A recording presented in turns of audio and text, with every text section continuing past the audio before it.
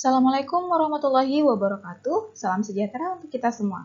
Baiklah, kami di sini dari kelompok PPL SMA Sriwijaya Negara akan mempresentasikan hasil diskusi kami, yaitu ruang kolaborasi dan demonstrasi kontekstual pada mata kuliah pemahaman tentang peserta didik dan pembelajarannya pada topik 5, yaitu dinamika pada kasus Diana.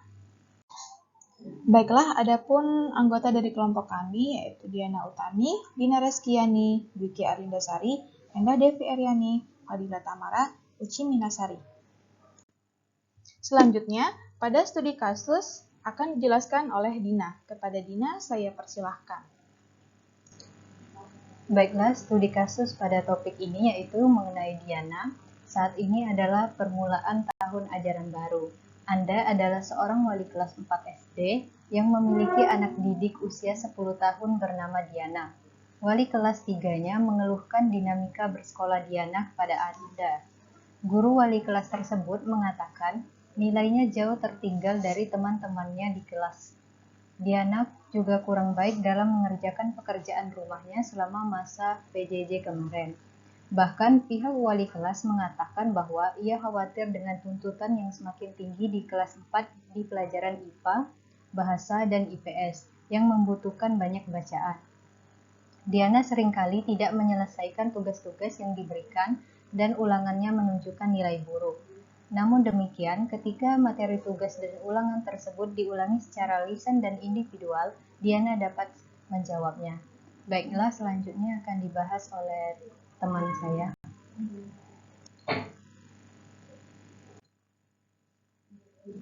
Baik, selanjutnya, kira-kira bagaimanakah cara melakukan asesmen terhadap keadaan Diana? Hal yang dapat dilakukan oleh guru terhadap keadaan Diana adalah 1. Melakukan observasi melalui penilaian proses berdasarkan rubrik penilaian yang telah dirancang, yaitu penilaian afektif, kognitif, dan psikomotorik.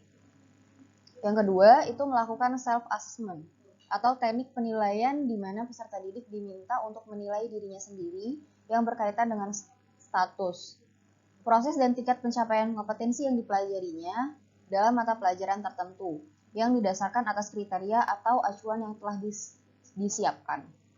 Dan yang terakhir, melakukan asesmen diagnostik, formatif, sumatif yang bertujuan untuk mengukur hasil belajar peserta didik. Baiklah, selanjutnya adalah jenis asesmen apa yang akan Anda berikan kepada siswa tersebut. Jelaskan pertimbangan Anda.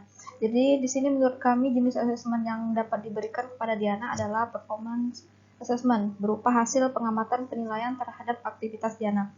Penilaian dilakukan terhadap unjuk kerja, tingkah laku, atau interaksi Diana. Performance assessment digunakan untuk menilai kemampuan Diana melalui penugasan.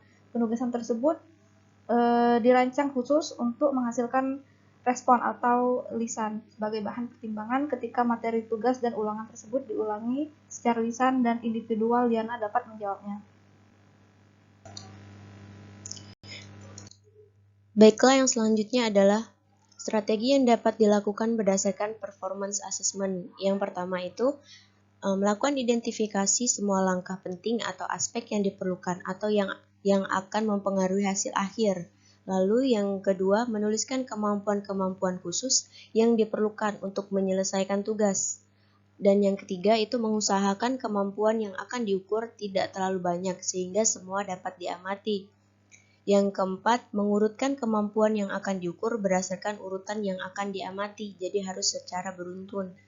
Yang kelima, bila menggunakan skala rentang, perlu menyediakan kriteria untuk setiap pilihan, misalkan kriteria 4, 3, 2, 1. Jadi, kesimpulan apa yang Anda dapat tarik dari asesmen yang Anda desain dan lakukan tersebut, berdasarkan asesmen yang telah ditentukan, dapat disimpulkan bahwa merancang asesmen perlu untuk mengetahui karakteristik dan kebutuhan peserta didik agar proses pembelajaran sesuai dengan capaian pembelajaran atau tujuan pembelajaran yang diinginkan. Baiklah, itulah presentasi dari kelompok kami. Di sini ada pantun nih, buah anggur, buah pepaya dihabiskan oleh Ilham. Sekian presentasi dari kelompok SMA Sriwijaya Negara. Silahkan ditanya jika belum paham. Baiklah, saya akhiri. Wassalamualaikum warahmatullahi wabarakatuh.